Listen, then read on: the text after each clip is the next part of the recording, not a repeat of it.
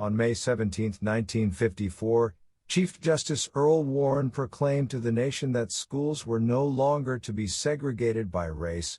The ruling in Brown v. Board, the one Warren had read, would prove to be one of the most significant rulings in history, in many ways paving the way for the civil rights movement. Despite the case's significance, however, much has fallen to the wayside and a lot has been forgotten. Here are 7 interesting facts you might not have known about Brown v. Board. Number 1. The case was named after Oliver L. Brown, one of the 13 parents who filed lawsuit against Board of Education of Topeka. While Brown v. Board's outcome is known to many, few know the case's initial origins. The case's official, full name was Brown v. Board of Education of Topeka. 13 African American parents from Topeka, Kansas, filed a class action lawsuit against Topeka's Board of Education, hoping to overturn its policy of school segregation for their 20 children. Oliver L. Brown, one of the 13 parents, was the named plaintiff in the case, and from whom the case takes its name. Number 2. It took years for school segregation to be ruled unconstitutional. Looking back, the decision in Brown v. Board seems obvious.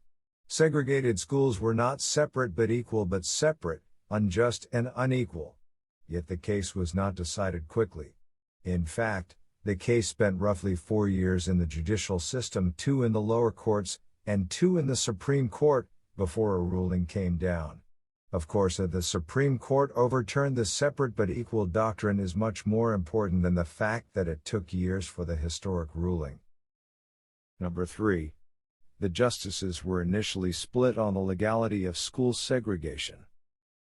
Although in the end the Supreme Court unanimously ruled against school segregation, when the case first arrived, the justices were not in accord. After the Supreme Court's first conference, held in December of 1952, the court appeared bitterly divided on the question of the legality of school segregation. 4 justices opposed school segregation, 2 were undecided, and 2 sought to maintain it. Chief Justice Earl Warren, however, managed to persuade the associate justices not only that school segregation is unconstitutional but also that on such a polarizing issue, a unanimous decision is critical. Number 4. The ruling might have been different if Chief Justice Vinson didn't die. Most Americans associate Earl Warren with the Brown v. Board ruling, and rightfully so. However, he was not the sitting Chief Justice when the court first took on the case. Kentuckian Fred M. Vinson was, until he died of a heart attack on September 8, 1953. According to most sources, Vinson would have voted to uphold school segregation. Many thus consider Vinson's death as vital for the outcome of the case of Brown v. Board. Number 5. Justices who upheld school segregation didn't want to overturn a precedent.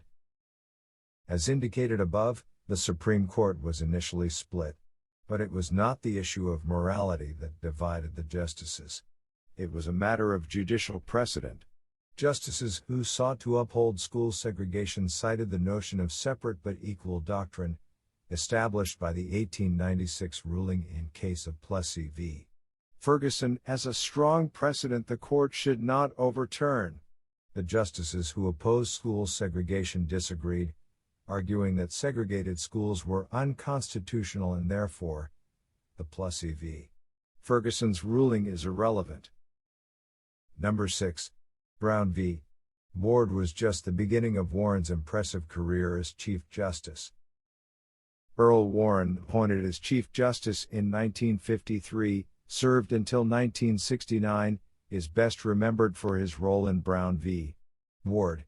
However, the case that ended school segregation in the United States was just the beginning of Warren's impressive career as Chief Justice. Under his leadership, the Supreme Court made several landmark rulings which resulted in far-reaching changes in the constitutional law.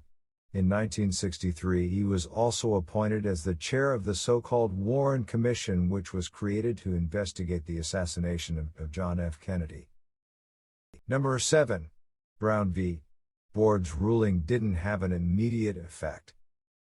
Brown v. Board's ruling has echoed through the decades.